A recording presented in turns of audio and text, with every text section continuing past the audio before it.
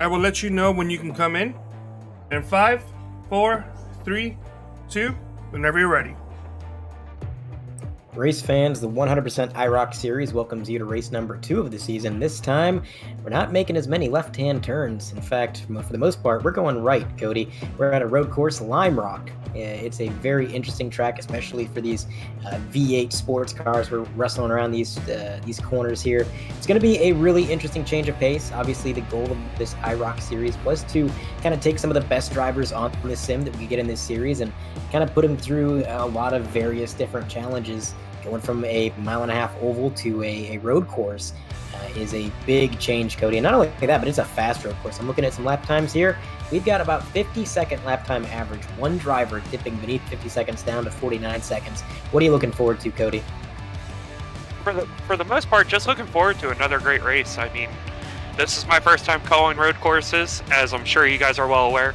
They're not my favorite in the world, but I think broadcasting it from the booth is probably a lot better of a location for me than on the track. I think you would agree with that, Andre. But something I found interesting is coming up the hill here, I'm seeing cars get air a good 1 or 2 inches off the ground. So it's going to be interesting to see when they're together, how that's going to impact the racing. Are they all going to wreck? Are they all going to stay together, not wreck? I guess we're just going to have to wait and find out. Yeah, there's a very interesting part of this track. It's a bit of a chicane that leads to a very steep uphill that then crests and flattens out. And these drivers are, if they hit it quick enough, getting air. The front end of their car is rising up off the ground. Some of these drivers even managing to get all 4 tires off the ground. But there we got a screenshot of Van de Sant earlier in practice, getting those front tires about a foot off the ground. A huge, huge air. And what that's going to do, Cody, is it's going to basically take away any and all drivability for that moment. You know, when they crest that hill, they basically have no ability to steer, no ability to correct the car, no course correction. And when they land, that's going to shift the weight. The car is going to be completely out of whack, and they're going to have to do everything they can to keep it straight, keep it in line, and stay on the circuit. Now, I've been watching a lot of drivers make laps around this track during practice here, and just about everybody, without exception, has made at least one mistake cresting that hill. I've seen a few drivers get into the grass. I've seen a few drivers spin out. Nobody has a flawless track record with that section of the track. Everywhere else, I think these guys are really going to have not necessarily an easy time, but the rest of the track shouldn't be too stressful. This is not a track with a lot of overly tight corners. It's a little bit narrow, so if you get side by side with somebody, that might be a little bit stressful. But for the most part, you got a lot of sweeping corners. You've got some nice curbing that really works very well as a bit of a reference point. And it looks like with the way that the suspension works on these cars, Cody, they can really abuse those curves. Right there on that shot, you can see when they come down the hill, they're really abusing those curves and using them to rotate the car. There's certain cars on this service, on this simulator, that you would not want to touch the curbs with. But these things, man, they love those curves. Yeah, absolutely. From experience, Cup car. They're not that good to race on. Not that I fit them or anything, Andre. We know that. But, No. You're more of a sand barrel kind of guy. Yeah. Thank you. I'm still trying to charge rent for last week here. Not going too well. But it's also going to be interesting to see. Obviously, from prior experience watching 3-wide television, we see Jonathan Delaney is fast on road courses, as he is again, being one of 2 drivers now in the 49 seconds. He has to start from the back here today for winning from the prior week. So is he going to be aggressive early to get to the front, or is he going to wait to see what happens on these opening few laps? If we know anything about Jonathan Delaney, he is not going to take any prisoners with him. I was talking to Damaris earlier. I had a guess before this race he had about 150 laps of practice, just based off of how fast he was early on in practice, and we're starting to see the lap times get closer and closer to him here in this practice session. Yeah, he's still got a 0.3 second lead over Van de Sant. Van de Sant, the only other driver to make it into the 49s. Yeah, John, he is a bit of a road course specialist. I mean, he's good everywhere. You know, you put him on an oval, he's going to be good. You put him on a short track, he's going to be good. But road courses, even back before he was winning commonly on ovals, you go to a road course, you kind of expect Delaney to be up front. And it seems like it doesn't matter what kind of car or what kind of road course it is either, because this is not a combination of track and car that he's really that familiar with. Again, a lot of these drivers are unfamiliar with these V8 cars. So it's not necessarily surprising, but it is still impressive to me that Delaney can just take that road course ability and apply it in a number of ways in a number of cars. But you mentioned him starting in the back of the field. Luckily for him, we do have a bit of a thinner field than we had last week. Last week was the first race of the season, and anybody who's ever ran a league or a online racing series, or maybe even a real-life racing series, will know the first race always gets the biggest turnout. Everybody's hopeful. Everybody thinks that they got a shot. Everybody does have a shot. Then, the weeks go on and you start to get less and less drivers that fall a little bit further out in points. They feel like, I don't really have a chance. And so the second week here, we've got 8 cars as opposed to 13 last week. Compounding that kind of issue, additionally, is that, Cody, we got the 24 Hours of Daytona going on iRacing 2 nights. Meaning a lot of these drivers are either going to be running the 24 hours, which is kind of a once-a-year event that they're going to have to run now if they want to run it, or they're going to be helping their friends or their team members who are running it if they're not running it themselves. So a thinner field tonight. Jonathan Delaney only has to pass 7 other cars, and he's got 50 laps to do it. So not the longest race in the world, of course, 50 laps around the circuit with about 50-second lap times. Do the math. But I think he's got more than enough time as long as he plays his cards right. The only thing I think that might throw a wrench into this, Cody, is that the fuel mileage is about 50 laps. So they're going to be right on the ragged edge in terms of fuel. So some drivers may feel comfortable going all out. Some drivers may be conserving. And I think when it comes to strategy, it's going to be a bit of a wild card because remember, you can't pit under green or under yellow flag conditions. You have to pit under green, which could be a huge detriment. So we are gridding now, and it looks like the field is pretty much set. Cody, I'll take 1 through 4, and then you can handle the rest of them there. On the front row, it is going to be Timothy Latham as well as Stringle to his outside. Stringle had a good run going early last week and then ultimately wound up, owing you some rent there for those sand barrels, Cody. Joseph Stafford going to be row 2 on the, I guess technically the outside, as the first corner is a right-hander. And to his side there is going to be Kevin Steele. Sorry, it's actually going to be Cameron Stone that is starting third, I believe. Yeah, this field is kind of all mumble jumbo. Staggered. Yeah, a little bit staggered. So I think it is Cameron Stone on his outside. Yeah, so starting 5th, we have Adam Benefiel. 6th is actually Kevin Consistency Steele. 7th is Alex Van de Sant. And starting dead last on the field is Jonathan Delaney here today. And that's a very strong back row. Alex Van de Sant led, I believe, the most laps out of anybody last week at Charlotte, and he really showed what kind of ability he has. So you got 2 drivers that you're expecting to do really well starting behind these guys. Question is, who navigates the traffic the best? Because that could be kind of the deciding factor. I mean, at these road courses, sometimes getting out front, getting that clean air makes it difficult for anybody to run you down. So if Jonathan Delaney can get around this traffic a little bit quicker than Van de Sant or vice versa, that could be what makes the difference. It's going to be fun to watch nonetheless. And another question on my mind, Cody, is who gets brave with that uphill section where the car does get airborne?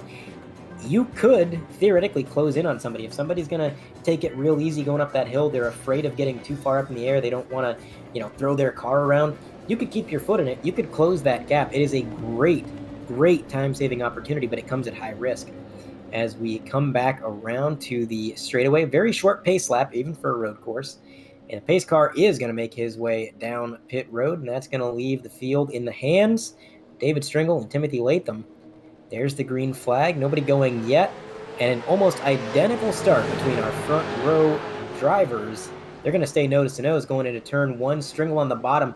How much of the curb does he use? All of it, but he is going to check up a little bit, and that's going to put Latham clear as Stafford tries to power around Stone on the outside. That's going to set him up for the inside in the next series of corners here.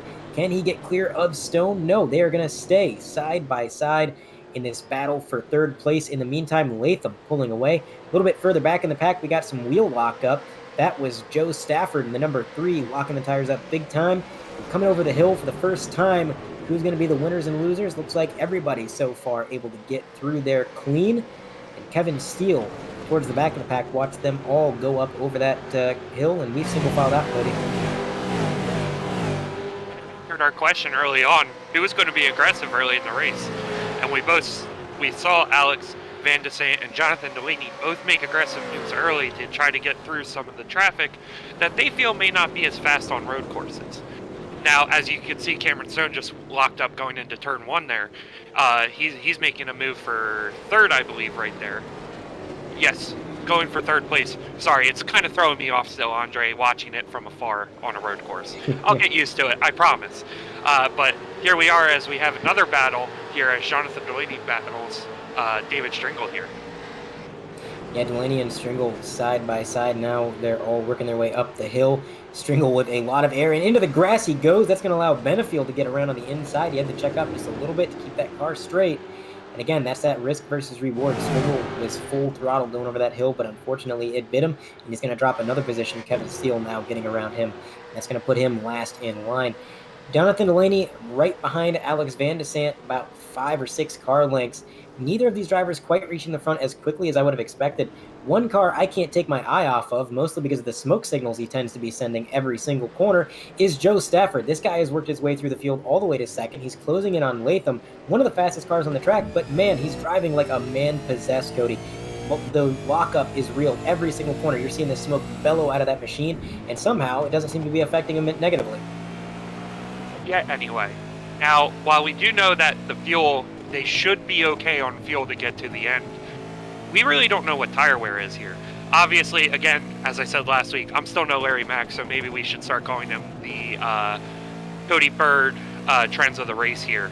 Not really having any trends. The one thing I did hear from drivers was the faster guys may be a little shorter on fuel just because they're turning laps that are quicker than the rest of the field. Now, also, while we have a moment here, while it has strung out here, we do want to thank Adam Dama for becoming a pit crew member for 3Wide TV. Now, if you're interested in learning more, underneath the video here, you'll see the join button, and that will have more information for you about joining to become a pit crew member. Absolutely. 99 cents a month. That is an absolute bargain, and it comes with a myriad of benefits when it comes to the channel. So if you want to learn more about that, check out the join button, see what it has to offer. In the meantime, we got a battle for third. Van de Sant trying to get around Stone. Cameron Stone off the track into the grass, and he's going to get way sideways. Cars blowing by him. Benefiel barely able to get out of the way, and that is a huge loss for Cameron Stone. We mentioned this track's a little bit narrow. It can get a little bit crazy when you get side by side, and Cameron Stone just clipped that grass, and like almost any other type of vehicle here, this grass is just grabbing these cars, Cody. All you got to do is put 2 tires in, and then it's like a vortex. It tries to suck you off the track, and that's what happened to Cameron. I mean, he barely got 2 tires up over that curb, and that was all she wrote. It was lucky that he didn't even hit the tire barrier. That rear end swung out, just missed the tire barrier, but it still cost him a lot of time. Adam Benefiel clipping the grass coming up over the hill and back up front. Joe Stafford trying to run down Latham, but Latham's picked up the pace here. I don't know if he maybe looked in that rearview mirror, seen Stafford start to catch up and said, all right, I got to put my foot down. Or maybe that tire wear is starting to affect Joe, because he's still locking him up almost every corner. You're seeing it a lot, especially in the center. But then again, the leader just locks up big time. Latham off the track. Joe Stafford around the track. He's going to take the lead with Van de Sant in tow. And Latham is going to drop all the way back to 5th, but more lockup. Another car locking their tires. That's Alex Van de Sant. These guys can't get away from that. But Jonathan Delaney is going to inherit 3rd place through all of this chaos, through all the drivers that have suffered misfortunes. That puts John Delaney 3rd, Van de Sant 2nd, and Joe Stafford, who's been one of the surprise frontrunners for tonight, really holding his own against these 2 drivers that I think we already wrote off as, yeah, these guys are going to be 1 and 2, but so far they haven't been able to do it because this number 3 car, Joe Stafford, is dominating. Yeah, so far. And something I heard early on in the practice session were drivers saying that there is a lot of front brake bias in these cars, which is causing the lockups to happen. I heard from Jonathan Delaney and Adam Benefiel saying that the lockup is causing them issues. So we'll see if that keeps, as the tire wear gets worse, if that's going to happen as we see another lockup from Alex Van de Sant, as he's on the back bumper here for the lead of Joseph Stafford. Now the question is, where does he make the move and how close does he stay coming up over this hill? Because you don't know if the guy in front of you is going to keep it wide open or if they're going to let off the throttle. You definitely don't want to get side by side, but both of these drivers catching a little bit of air, nobody really lifted there. I would have thought one of those drivers might have been a little bit cautious, but no, throwing caution to the wind. Here comes Van de Sant setting himself up to the inside of the final corner, and he is going to get clear into the lead. Stafford down to second. Jonathan Delaney still running third behind them. And Benefiel is another driver who has steadily been working his way towards the front, and he is really following Delaney tire track for tire track, and I would say is about identical in pace. So right now, with how close these guys are, as long as they keep Van de Sant in their sights and they don't let him drive away with it, this is anybody's game as far as this front pack is concerned. There goes Delaney to the inside, now on the outside for the next series of corners. Both drivers locking up, and ultimately Delaney having to concede the position, dropping to fourth. Benefiel now in third. Stafford holding on to second just barely. But with all these drivers making a few bobbles there in that section, that's allowed Van de Sant to get out to about a 7-car length lead, Cody.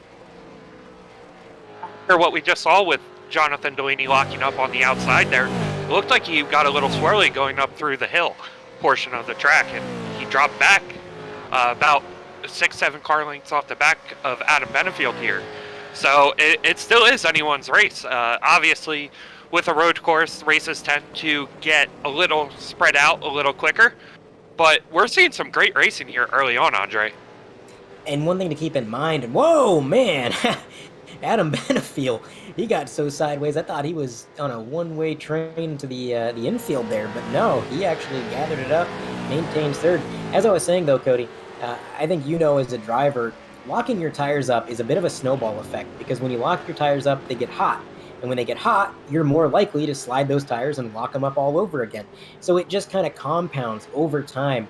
And the more you lock them up, the more likely it is to happen again. Whereas if you can get in a rhythm and you can have a few good laps where you're keeping your tire temperatures regulated and they're within the normal optimal ranges of temperature, then the car is going to handle better and you'll be less likely to lock them up in the future. So these guys have to get in a rhythm. And so far, they're just not allowing each other to do that. I mean, they're so close, bumper to bumper, trading off positions constantly.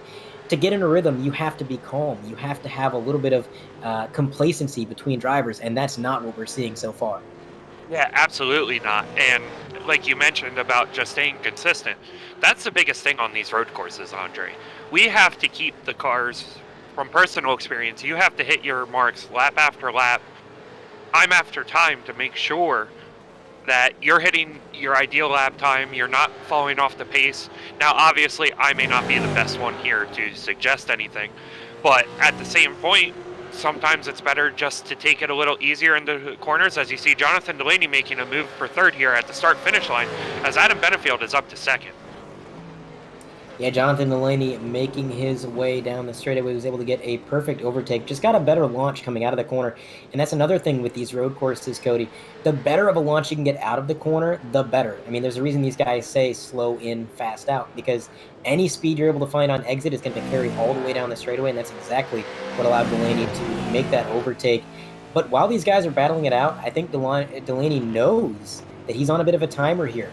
Things are getting a little bit urgent. We're on lap 11 out of 50, so we're a little over a fifth of the way through this race. He's got another car to try to contend with. Benefiel is not going to let him go easily.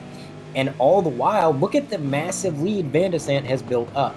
Van de Sant is going to cross the start-finish line here in just a moment, and it is quite a ways back to Jonathan Delaney, who finally made the overtake for second on Benefiel on the outside this time, although a near identical move to the last lap. And that puts him up into second, but a huge gap, something of about 2.8 seconds to the leader that he's going to have to make up. Question is, can he do it without overusing his equipment and burning up those tires? Yeah, it's going to be tough to say here as we close in on as we're on lap 12 here. But it kind of looked like Adam Benefiel saw that Jonathan Delaney was quicker than him going into that corner, so he kind of let him by.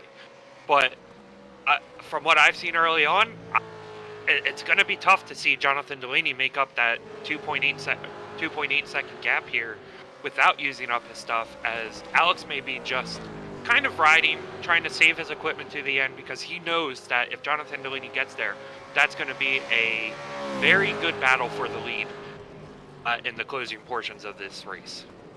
And that is a luxury that the leader can kind of afford himself, to take it easy and set the race pace. If he wants to take it easy, he can absolutely do that. If he wants to push his car and make everybody else behind him overdrive as well, he can do that too. So being the race leader, it comes with a lot of advantages. That just happens to be one of them. One thing that I want to mention, Cody, is one driver who was pretty good in the points last week, Kevin Steele. Not so good this week in the points. He's not led a lap. He's currently running in the last position. And in a series of only 4 races, a race like this, after the really impressive first week he had, could be detrimental to his championship hopes. This is the defending IROC champion. He won the IROC Series last year. Of course, I believe there was 6 races or so last year as opposed to the 4 this year. But yeah, the defending champ really struggling here at Lime Rock. He does have one car in his sights, and that is going to be a handful of extra points. David Stringle in that number 7 machine, only about a car length ahead, so he can try to run him down, maybe. But then after that, it is a long, long way up to Cameron Stone, who's already navigating the first right-hander. And then even more distance up to Latham, who at one point was leading the race. But we are getting the field to spread out quite a bit now. So just every position is going to be more and more difficult to get as they spread out. But speaking of gaining positions, while we're talking about all this, Jonathan Delaney is closing in on the leader. The gap is down to 2.2 seconds last time around. And as they cross the line this time, I would not be surprised to see it a little bit closer. Let's see the difference. There goes Alexander Van de Sant across the line. Here comes Jonathan Delaney, and the difference is going to be 2.0. So Delaney 0.2 faster, but man, is he using that car up to do it. Look at that lock up through turns 1 and 2. And the leader's not doing that. Van de Sant not getting a whole lot of lock up. I think you called it earlier, Cody. Van de Sant just taking it easy. He's out for a Sunday drive, not using up his equipment, and that could be a good long-term strategy. Yeah, absolutely. With the tire wear, again, road courses are a little different in terms of oval about how the tire. Oh, and Kevin Steele has actually passed David Stringle here for 7th place on track. So now he'll try to search down Cameron Stone. But as I was saying, with the tire wear, a lot of times the iRacing server with the tire wear, it doesn't hurt on road courses as much as it does ovals, from what I've experienced. You all know that meme with the cheese grater at Atlanta, with him trying to shave the tire, showing what it is. You really don't see that as much on road courses. As you see current 4th place driver Joseph Stafford get off track over in 1 and 2. But it's going to be interesting to see how much tire wear John's using to get to Alex Van de Sant. And to see, once he gets there, it's one thing to get there, Andre. It's another thing when you're trying to pass the guy.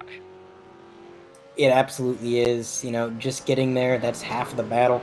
But then when you're in Jonathan Delaney's situation, not only do you have the difficulty of trying to make that overtake on a driver who you know is fast, but you're already at a disadvantage, because just by virtue of running that guy down, you were driving your car harder. You were going faster around the track. That means you were using up your tires, you were using up your fuel, really just abusing your equipment to do so, and it's going to make that equipment a little bit less friendly to you when you're trying to make that overtake. So it'll be difficult, but right now he is continuing to run him down. And Cody, I just switched from my perspective to Jonathan Delaney's helmet cam, and let me tell you, when they crest that hill from the cockpit perspective and they catch air, as you can see that slow-mo on the top of the screen, Jonathan Delaney, all 4 tires off the ground. When that happens from the cockpit view, all you're looking at is sky, Cody. You can't see the track.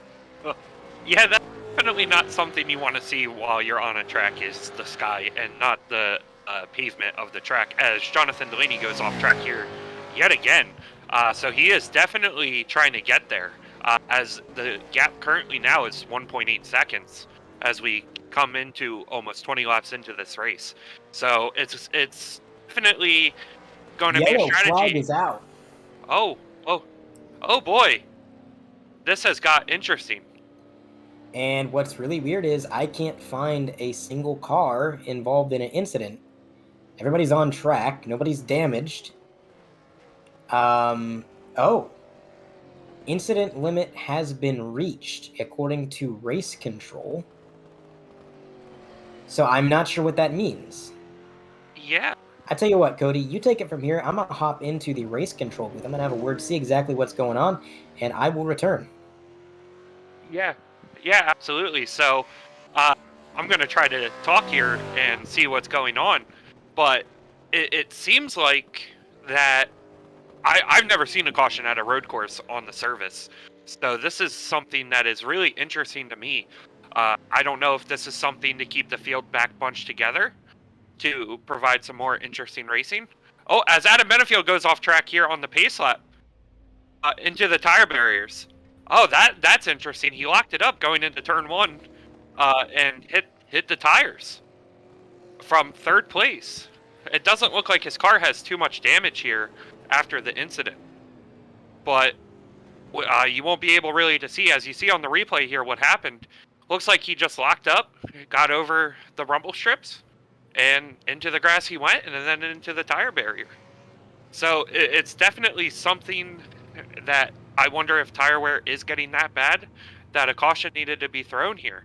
Andre, what were you able to obtain from race control? So we have, in the 100% IROC series, an auto stewarding system. It has multiple triggers in circumstances where it might throw the yellow flag. This one was the total incident limit reach. So what that does is it counts every incident from every driver, and once that hits a certain threshold, it will throw a caution by default. Damaris told me there are other triggers that we may see throughout the course of this race, one of which is the single lap incident count. So if one driver gets a certain amount of incidents in a single lap, that will throw a caution.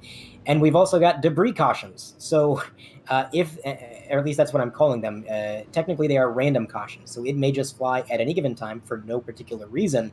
And we're just going to call that the debris caution. This one, though, was the total incident limit. So all of the drivers across the entire 18 laps that we've run hit that threshold. That caused the caution to come out.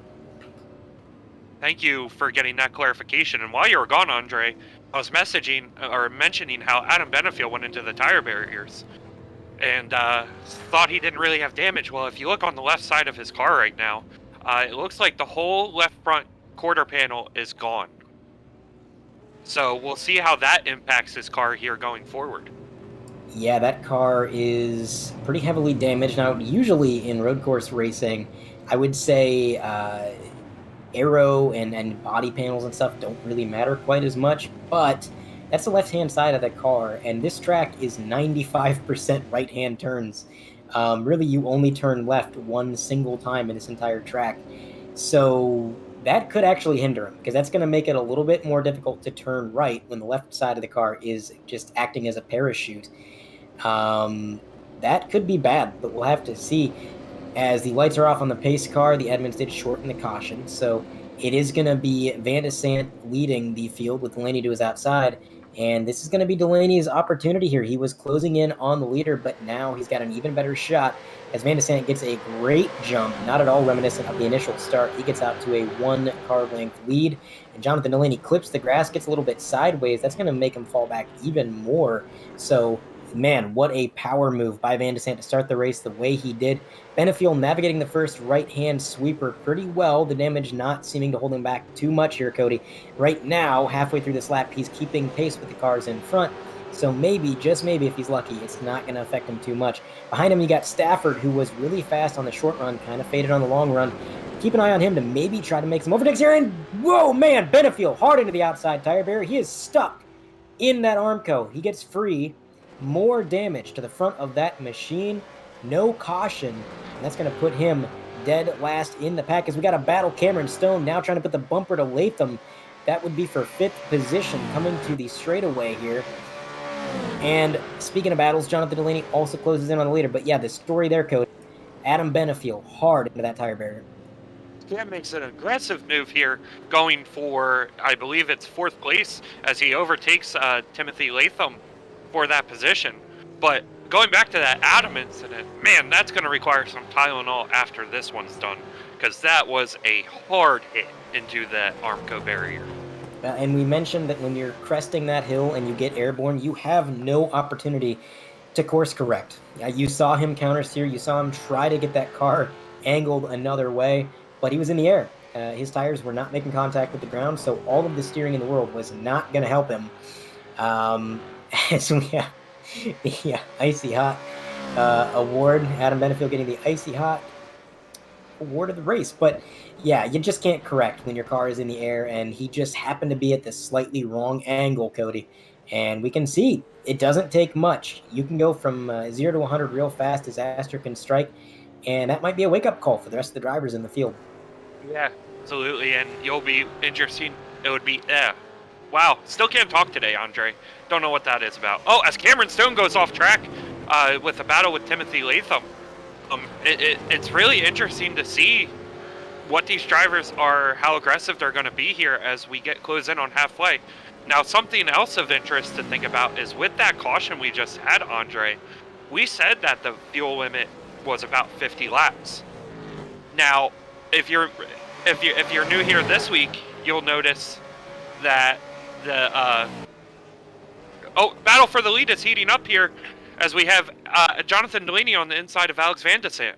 Now, if Van de Sant can just keep one tire to the side of Delaney, he may have an opportunity here. He's got the inside line for this corner, but then it'll be the outside in the next. So if he can hold on, then we'll see what happens. But, ooh, man, really getting close there. No contact between them. Nose to nose going up the hill. Who's going to give? You do not want to go up this hill side by side, but that's exactly what they're going to do. Van de Sant, Delaney, up the hill side by side. That is the first time anybody's done that all race long, and they stay side by side. Nobody losing an inch. Delaney now falling back a little bit, and Van de Sant through the grass is going to take the lead. What just happened, Cody? Was some of the most intense road course racing I have ever seen on any type of track. I thought for sure they were both going to wreck coming up the hill with how we've seen the cars get air as they hit it. But they didn't. There was almost contact a couple times, and then there wasn't. I mean, that is some crazy racing, and you have to wonder how much John just used of his car trying to get that lead. Oh, I think they both use their cars, man, because that number 16 machine, Van de Sant, I'm sorry, not number 16, number 16. He played some massive defense there to stay side by side with Delaney on the outside in the non-preferred line. Man, he was pushing that car for everything it was worth, and it ultimately worked out. You gotta imagine that is frustrating for Jonathan Delaney to have such a good setup for an overtake. He probably thought he had it in the bag, but as they worked their way around that last half of the track, Van de Sant just didn't give up. He did not give him an inch, and then going up the hill playing chicken, I thought one of them was going to give. Nobody did, which I'm sure even Delaney was not expecting. As the leaders are coming up on lap traffic, that's going to be Kevin Steele.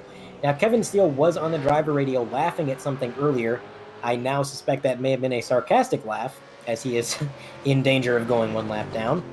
But this battle for the lead not going anywhere. Battle for second is also pretty close right now. Timothy Latham on the bumper of Joe Stafford. Their lap times have been pretty much identical for the last stint here.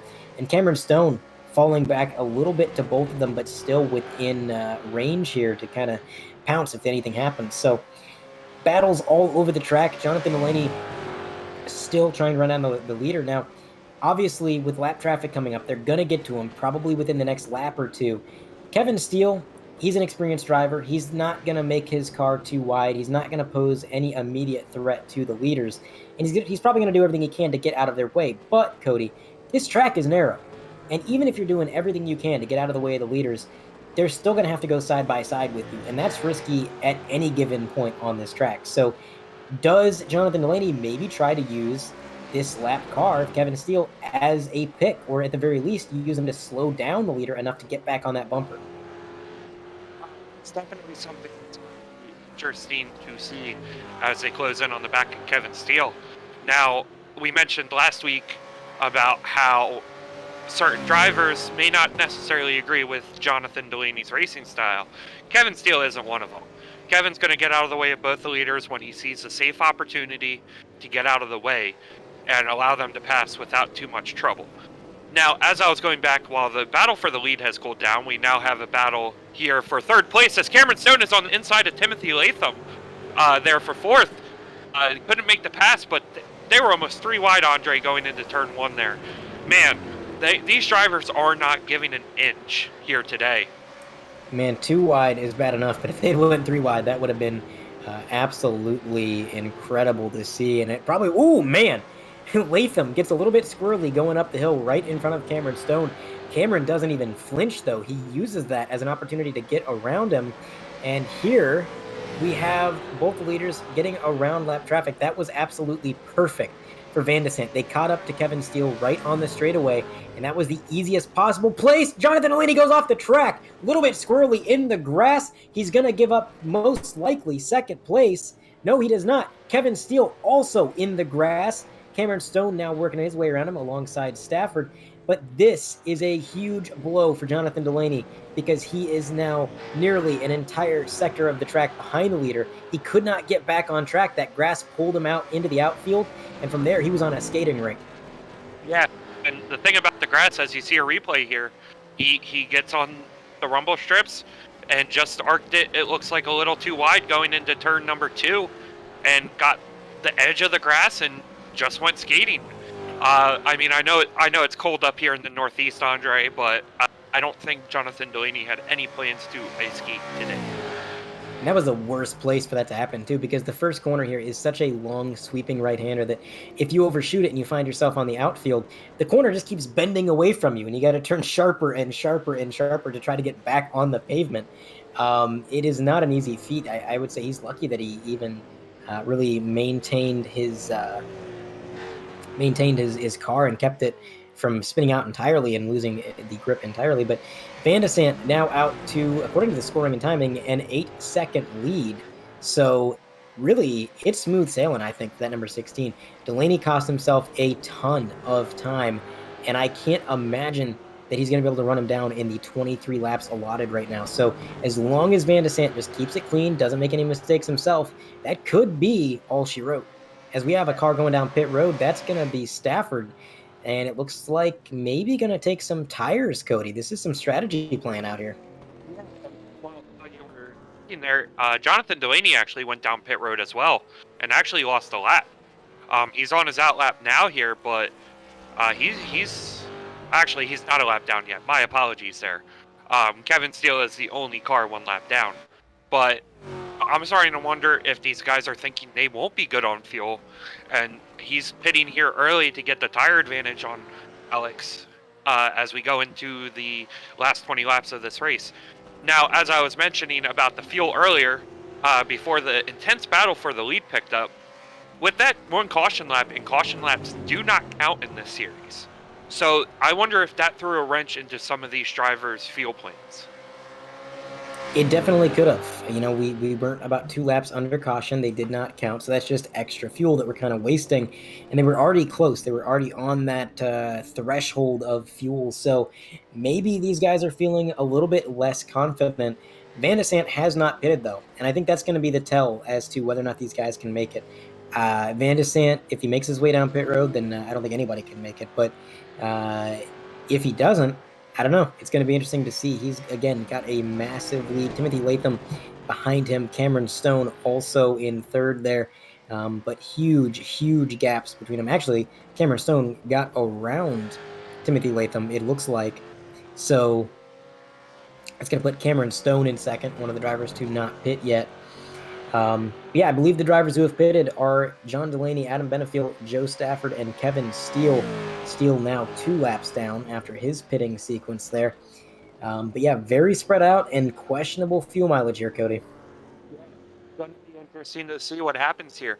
And I was just about to mention how Cameron Stone has become kind of a fixture on road courses, and he wasn't really doing anything most of the race.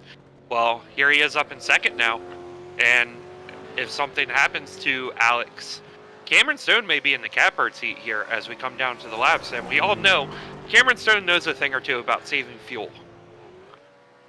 Absolutely, especially if you're at Sonoma. But luckily we're not, so maybe that fuel saving strategy won't be too overpowered for him. But we'll have to wait and see, as Cameron really driving the wheels off that thing. You'd think he's just kind of riding around, not too much pressure from behind. But man, you can tell just by the way he's going in the corner. He's driving it in deep. He's locking up the tires. He's really doing everything he can to push this car to the maximum extent. So fun to watch that for sure. Jonathan Delaney about 3 seconds behind the next car ahead. That's David Stringle in the 7 machine, who, remember, at one point was all the way back in last. So Stringle kind of working his way up through the grid. And it looks like actually John might have got around him there. I think I just saw John come up on the radio, and yes, he did. Jonathan Delaney making the pass on Stringle. And so slowly working his way back up the grid. And even if he doesn't get back to the leader, even if Van de Sant can make it to the end and he doesn't have to pit, this could be a good points day for Delaney, who already had a really good points day winning last week at Charlotte. Absolutely, and you're starting to see maybe where new tires are becoming a factor. Last I checked before we just cut to John Delaney, he was about 45 seconds back about 5 laps ago. So to already make up 15 seconds or so in such a short amount of time, it could get interesting here as we close down the rest of the race, as we have 18 laps to go here. It's going to be interesting to see if Alex is saving still. I think it showed that during that battle with Jonathan Delaney, he didn't overcook his tires. He just kind of took it easy. Well, as much as you want to say taking it easy on that lap, Andre. Don't think it was really too easy. But you're starting to see where Jonathan Delaney used up his car early on, and as a result had to go get new tires in order to have a shot at the win here today. And consistently, Jonathan Delaney is lapping faster than Van de Sant, anywhere between 0.3 faster all the way up to at one point about 0.8 faster per lap. So he is one of, if not the fastest car on the track. And if Van de Sant finds himself on pit road and he can't make it to the end, I would not be surprised if Jonathan Delaney cycles out close to him or possibly even in front, because again, a lot of speed out of that number 4 so far. And with this short stint to the end, I don't think the tires are going to wear too much to the point where, he's finishing this stint out on really old tires. But there is a yellow flag again.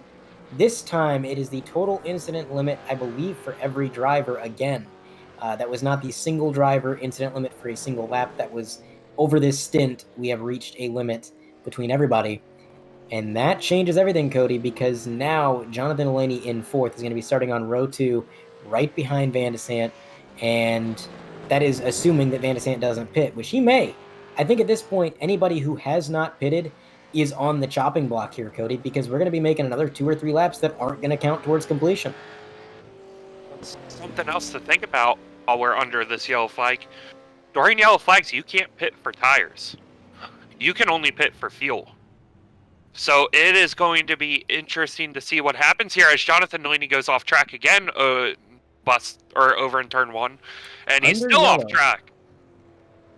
I don't know what he was. The yellow flag was out. I'm a little bit baffled by that one, but he gets it back on the track, as you were saying.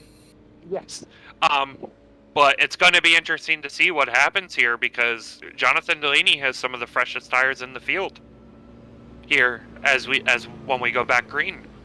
I think this may have caught Alex Van de Sant out here in the cold, along with Cameron Stone.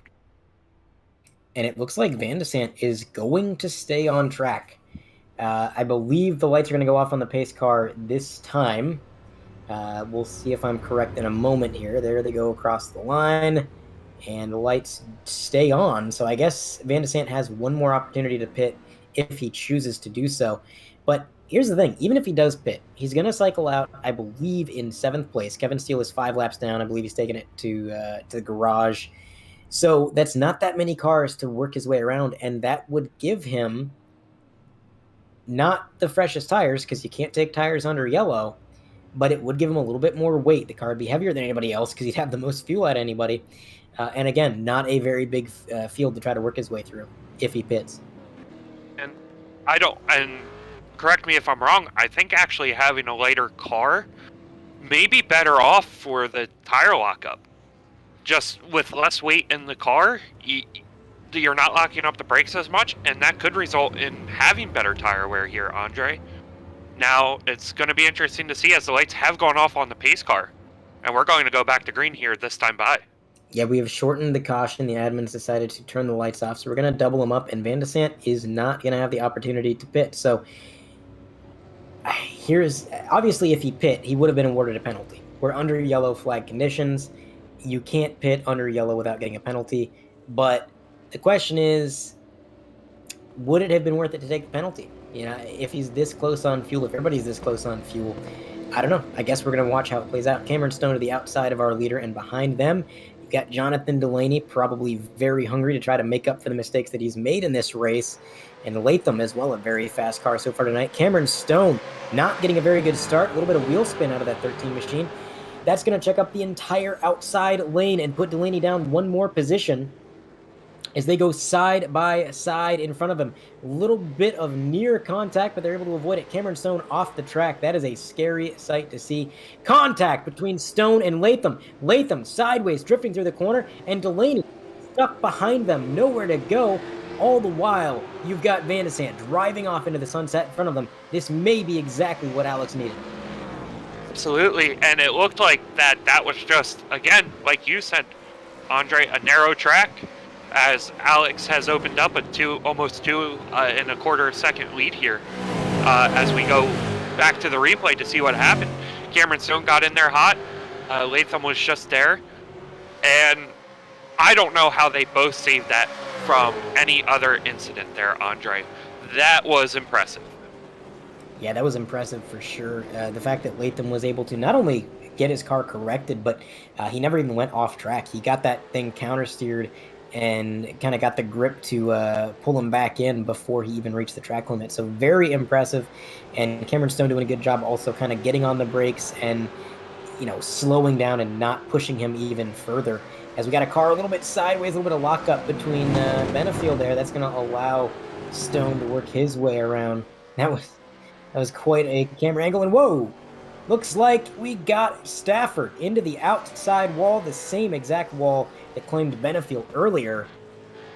And man, that was a huge, huge hit, and he is crab walking it down the straightaway. Whoa, more issues between Cameron Stone and Adam Benefiel. Both these drivers off track. Benefiel taking a tow, Cameron Stone working his way back onto the circuit. Man, oh man, these drivers are losing their mind at the end of this thing, Cody. Yeah, they are all going for it, and as I like to say, it is the witching hour here for these drivers. It's coming down to 13 laps to go as Adam has parked the car and gone to the garage for the rest of the race. But that was some racing that got wild. As you can see on the replay here, Joseph Stafford just got loose and hit almost identical, and then Timothy Latham hit right behind us. We have another caution. Total incident limit reached again. So this is not something Van de Sant wanted here as we come down to the closing laps, as Jonathan Delaney is going to be on his outside. And the winner here may be Timothy Latham. Whoa. Van de Sant, I believe, is off track, just like Jonathan Delaney did earlier in the race. Just a little bit over the curb on the yellow flag. Kind of got sucked into the grass there, but we do have a replay of the Adam Benefiel Cameron Stone incident. Benefiel on the inside, Cameron Stone trying to arc down into the corner, and Benefiel trying to kind of take a later entry. I think that was just two cars going for the same real estate. Benefiel then overcorrecting. Cameron Stone avoiding contact barely, but Benefiel is going to nose it into that tire barrier, and that is a lot of damage. Rear end of the car flying up into the air just from the G-force of it. And that is going to put him out of the race. So just a racing incident, Cody. I mean, again, one driver was trying to arc it in, one was trying to take a later entry, and unfortunately just came together. Yeah, it looked like happened there. I got to kind of catch my breath here, Andre. The last lap or two have been breathtaking here. As you see, Alex Van de Sant comes down pit road to fix some damage and take fuel. So that will put Jonathan Delaney in the lead of this race. So everything has kind of gone to plan the way Jonathan Delaney wanted. And remember, we are under yellow flag, so Van de Sant is going to get a one-lap penalty, as will anybody else making their way down pit road this time. If they opt to take fuel and tires and all that, I believe they should be awarded a penalty. So that is very interesting. Or maybe our producer's saying the rule may just be to take tires under yellow. They might be able to take gas. So we'll see what happens to Van de Sant, if he goes the lap down or not. Either way, he fueled the car up. I don't believe he took any tires. So even if he doesn't go a lap down, he's going to have old tires. He's going to have Still a pretty light race car because I think he just took a splash of fuel. Definitely did not fill that thing up to maximum capacity. He only stopped for about 6 seconds, give or take. So, man, this is a toss-up, Cody.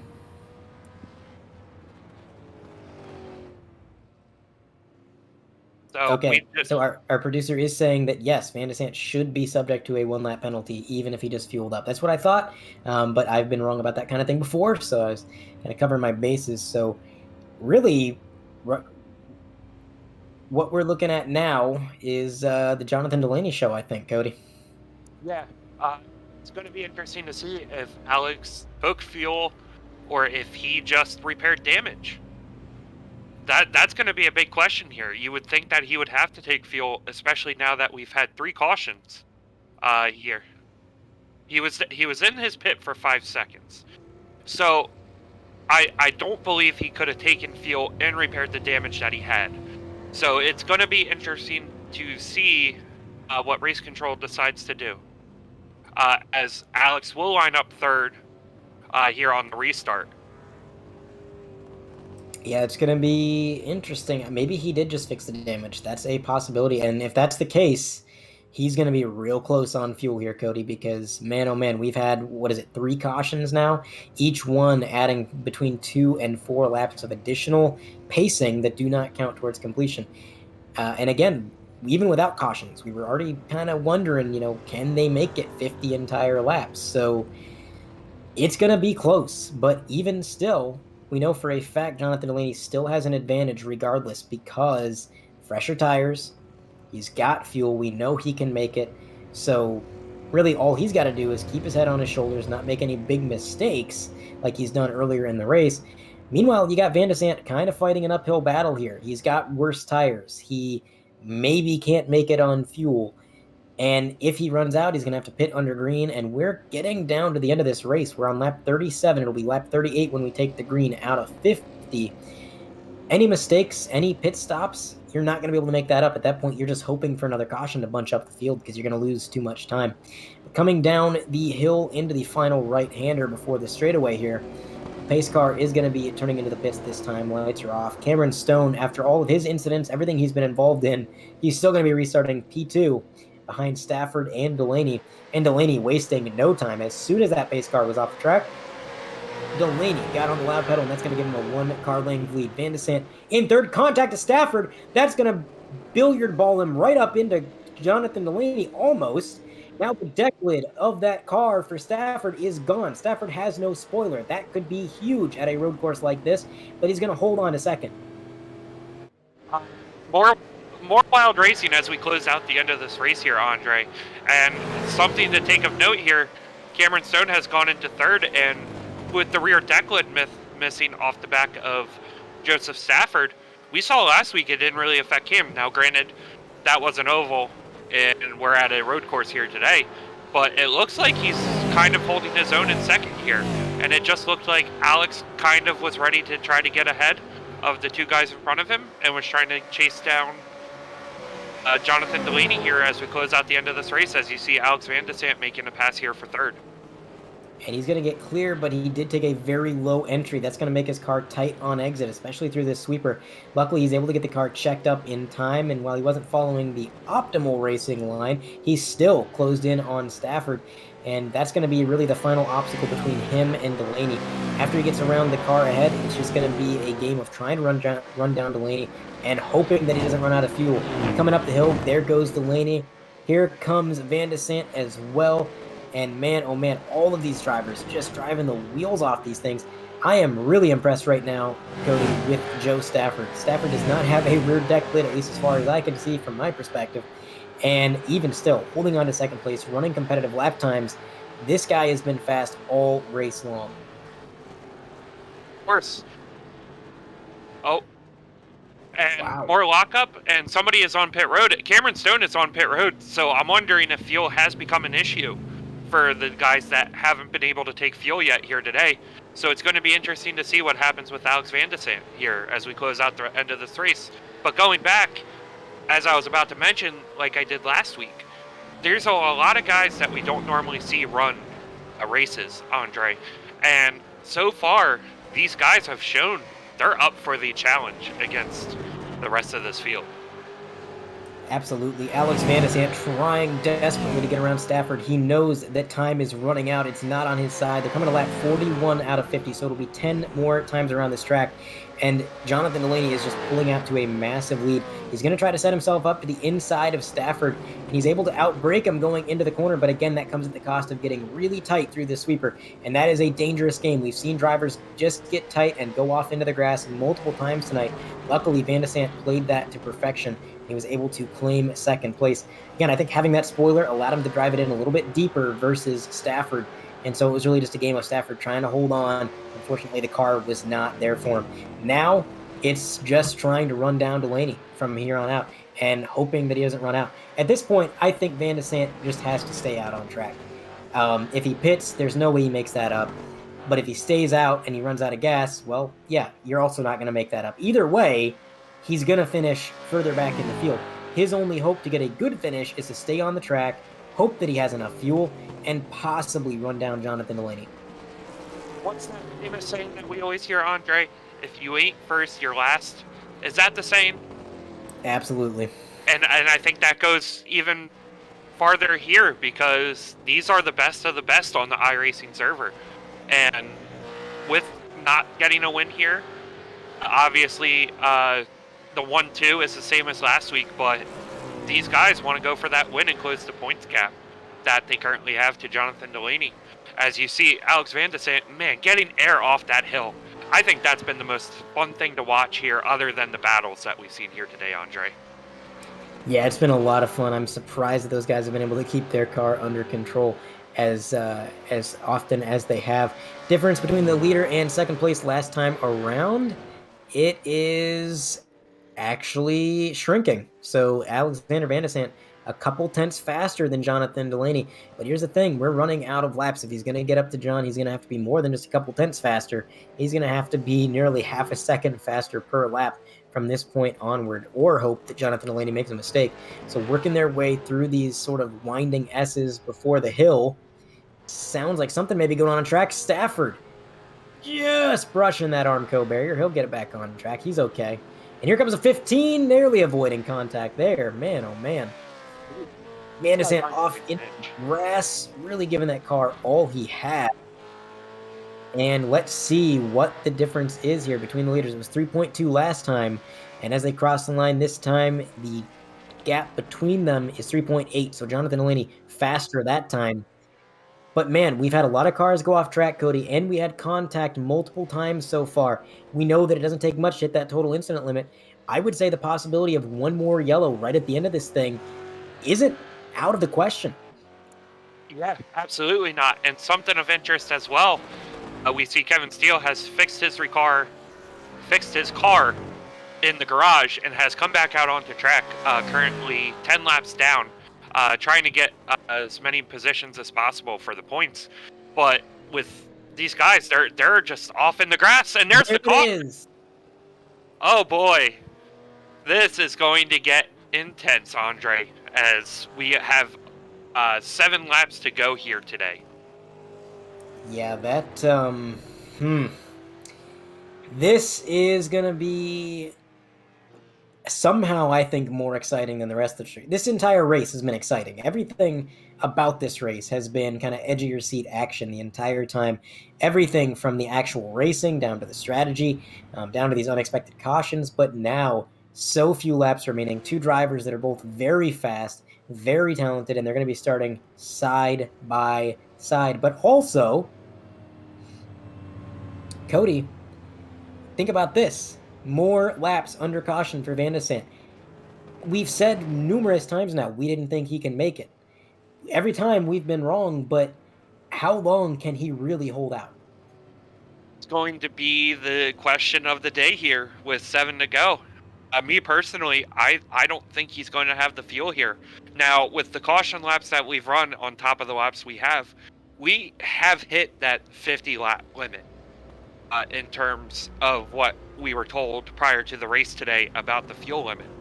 And it looks like, from what I can see, it looks like Alex is just kind of coasting down these straightaways, trying to save as much fuel as possible. But if he's able to make make it to the end of this race, I would be highly impressed with the fuel-saving methods that he has gone through to get there. Absolutely. This is going to be absolutely intense.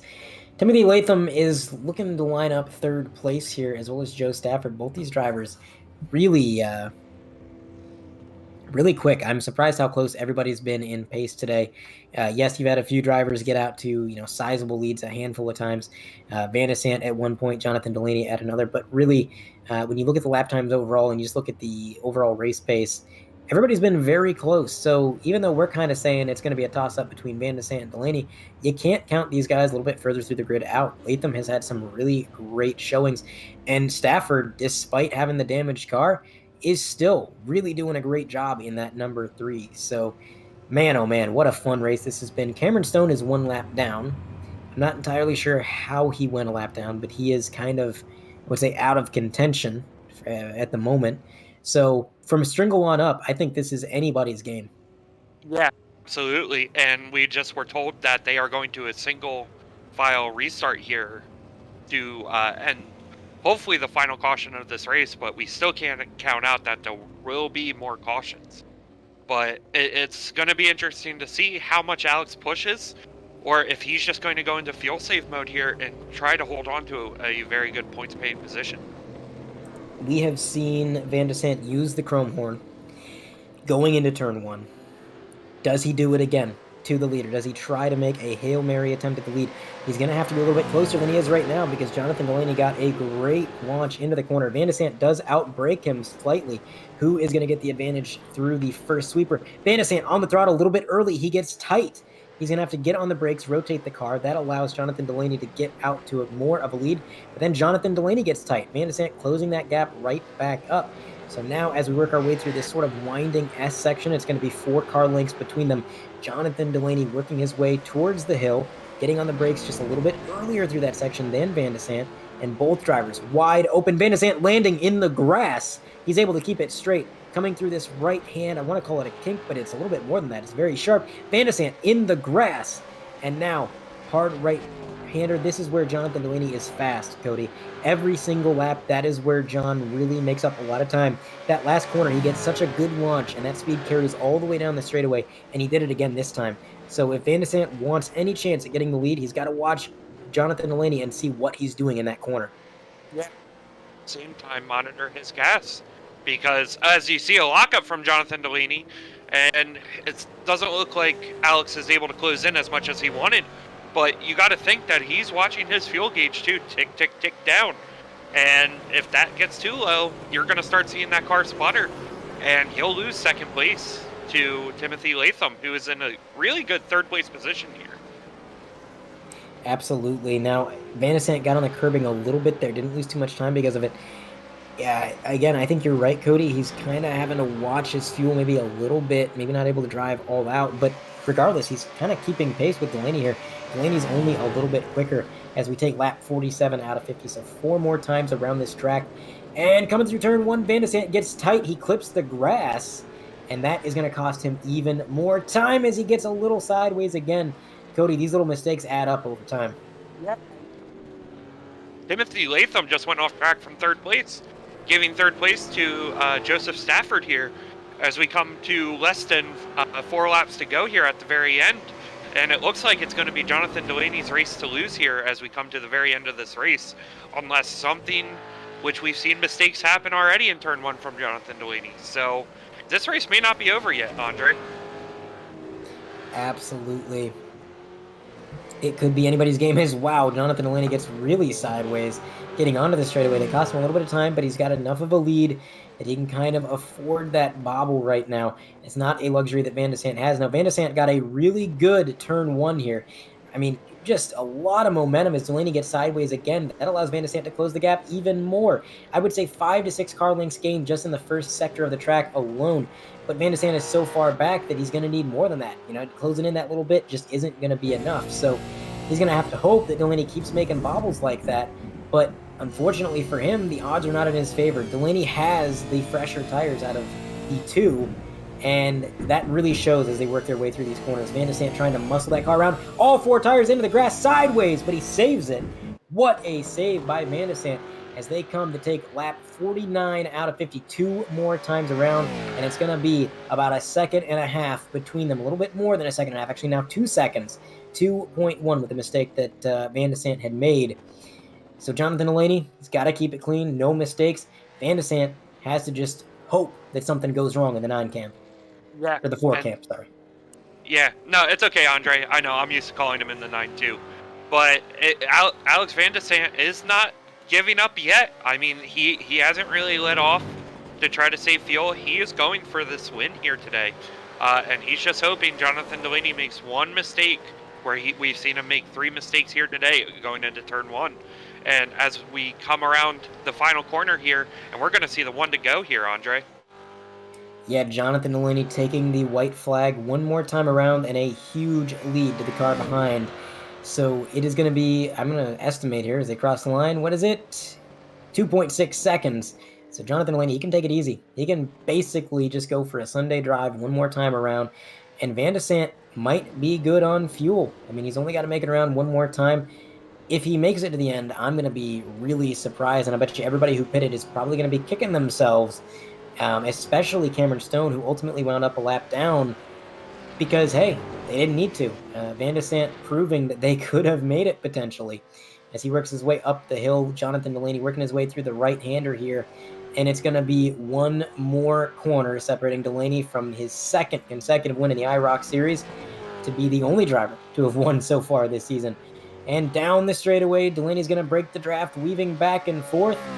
The number 4 car takes win number 2 of the season, and Van de Sant with an impressive 2nd place run, somehow saving enough fuel.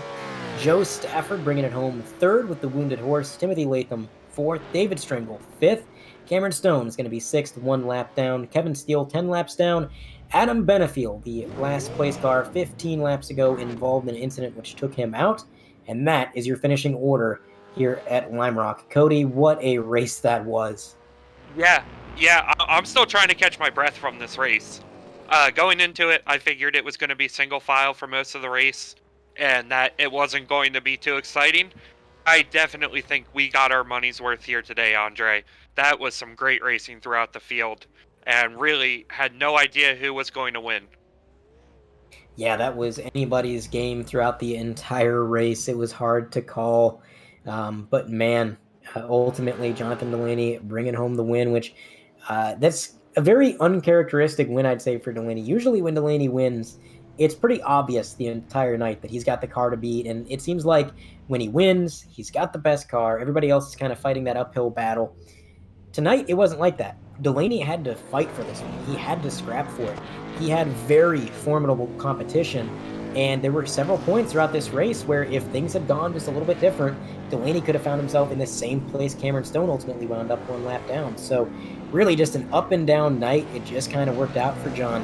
And honestly, it worked out really well for Van de Sant as well. This is 2 weeks in a row that Van de Sant has had good points finishes, that he's led laps and got those bonus points. So while he's a little bit behind Jonathan Delaney in points, I would say in these last 2 races, he's within striking distance. Yeah, and we're going back to 2 ovals, and I believe Atlanta and Rockingham for the final, or sorry, it's Rockingham then Atlanta. So it's going to be exciting to see how this goes as we come to the very end of this series. But I definitely think we've been treated to 2 great races, Andre. We absolutely have. We're going to try to get some of these drivers lined up for some interviews. Nobody's in the waiting room quite yet, but we're going to try and start with 3rd place Joe Stafford. Let's see if we can bring him over. We'll do the same thing as last week, Cody. I'll go ahead and take 3rd and 1st, hand 2nd to you. Let's pull in Joe. Joe Stafford, you got a copy? Sure do. Joe, you ran a phenomenal race all night long.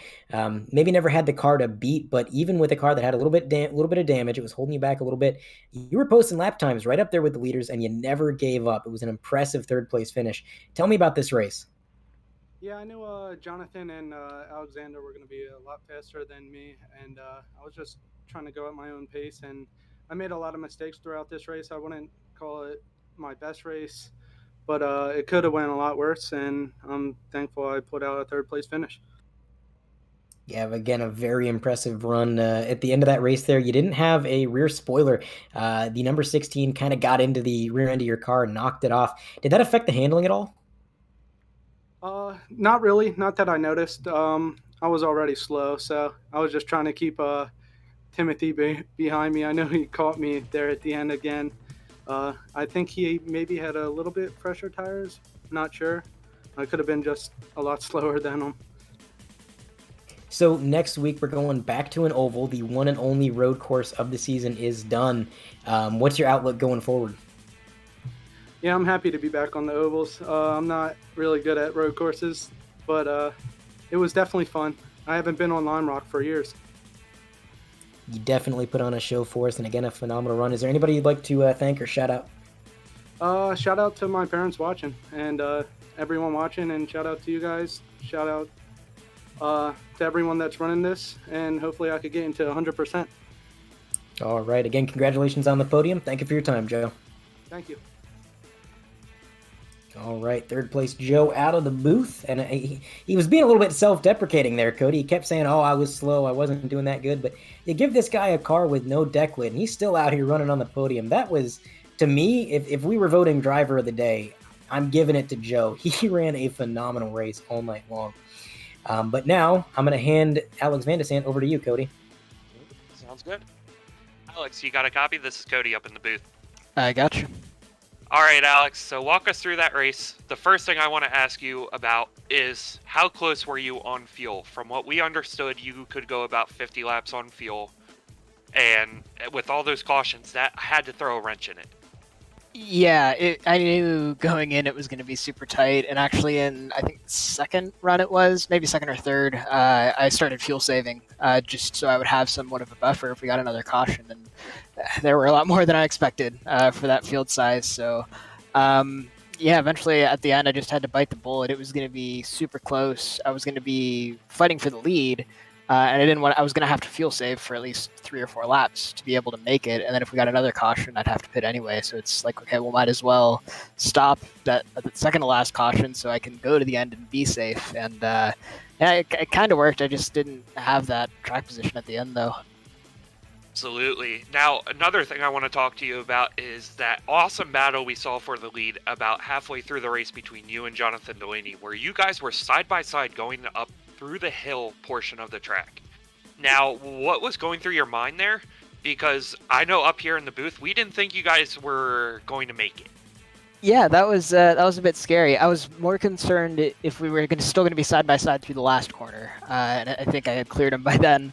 But yeah, it's just I hadn't been offline like that. I know I'd seen other people get slightly off, and then you just get bogged down so much and you're in the grass. But I guess yeah, he just couldn't get the power down, and so I was able to just hang around the outside. So that was fun. That was a really good battle there. Nice. Really clean, respectful racing. Absolutely. Now, the last thing I want to ask you here today about is we're done with the road course for the year. How's your outlook as we go into Rockingham and Atlanta to finish up the season?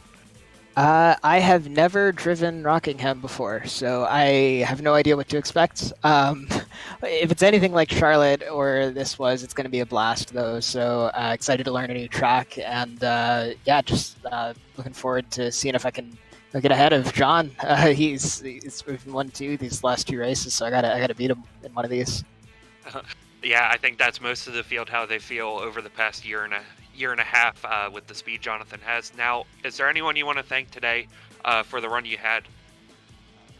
Yeah, big thanks to my usual sponsors, lmcgear.com, Race First Broadcasting, and Happy Trails Chili Company. All right. Well, thank you, Alex, and hopefully I'll be talking to you again here next week. Maybe on that top step of that podium. Yeah, hopefully. Thanks. Thank you.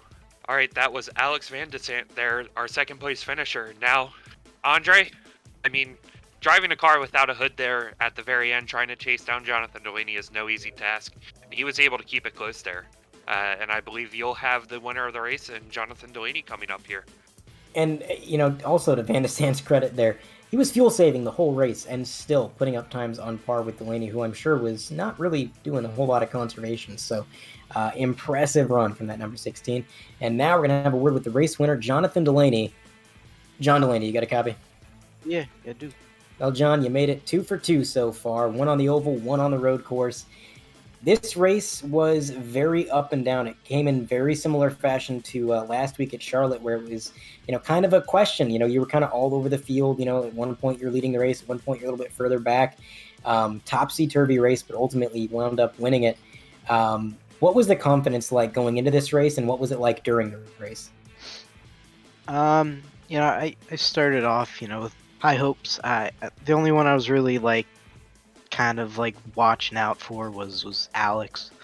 He has a road racing background, so I knew he was going to be fast. He was quicker than me in practice, so I knew he was definitely one to look out for. And then starting off, I was just trying to ride, not get involved in any wrecks at the start because I started from the back. But worked our way up. Played the pitch strategy pretty much perfectly. We got a caution, perfect time, and yeah. So it was a good race between everyone. It was a lot of fun. I'm sure you guys enjoyed the smoke show as well. Yeah, absolutely. So you already kind of mentioned your pit strategy, so that leads me to my next question. Let's go right on to it. And we already kind of got Alex's perspective on it, but I want to ask you about it as well. There was a point about halfway through the race, you started to make an overtake on Alex Van de Sant through turn 1, but he didn't give up. You guys stayed side by side all the way through the first sector, all the way through the second sector, and going up the hill. Cody and I up in the booth were thinking there's no way these guys go up the hill side by side. Somebody's going to lift. Neither one of you guys let off the throttle. You went up the hill door to door. What was going through your mind? I wanted the spot. I really wanted the spot. I knew I had to race it hard for the lead. I knew he wasn't just going to give it up. We were both really fast. It was just gonna come down to who could get the right line and who could push their car the hardest without overdoing it. And he was able to do that. Then right after that, I made a mistake, and that's when I decided to come down pit road. It was a great performance, and again, it kind of extends your points lead here. It gives you a little bit of a cushion going into next week there at, I believe, Rockingham. So how do you feel about going back to an oval? Yeah, I'm pretty excited. Rockingham, I don't know how this car is gonna handle there. It could be good, could be bad. It depends. It maybe could be multiple lines you could run, like the middle, bottom, the top. Usually the bottom's the way to go for tires, but I think it'll definitely be a really good race next week. With that, so yeah. All right. Well, before we let you go, is there anybody that you would like to shout out or thank? Yeah. You guys up in the booth for broadcasting. Tamar Sickenbottom for putting this on. Apex Paints for all the paints you saw tonight. 100% Cup Series. Everyone who raced tonight, especially Alex. It was good racing him. And everyone I locked down racing. And yeah, that's all I have. All right. Well, thanks for your time, John, and congrats on the win. Thank you. John Delaney out of the booth, and that is one more IROC race in the books. Cody, any closing thoughts? I mean, if we keep getting treated to these races, I'm not going to want this 4-race season to end here, Andre. Every race has been great racing, and going into it, we were curious about how the guys who may not have had experience racing with some of the other guys may have felt, and I'll think they're pretty comfortable with one another already here, Andre, as we go to Rockingham, which it's going to be a great race to see as we bring back the revival of Rockingham for race number 3 of the 100% IROC Series. Absolutely. Well, that's going to do it for us here at 3Wide TV. Again, I'm Andre Grambush, joined alongside Cody Bird and Carlos Acosta up in the booth, pushing the buttons, bringing all the action to your TVs and computers. Thank you guys for tuning in, and we'll catch you next week at Rockingham.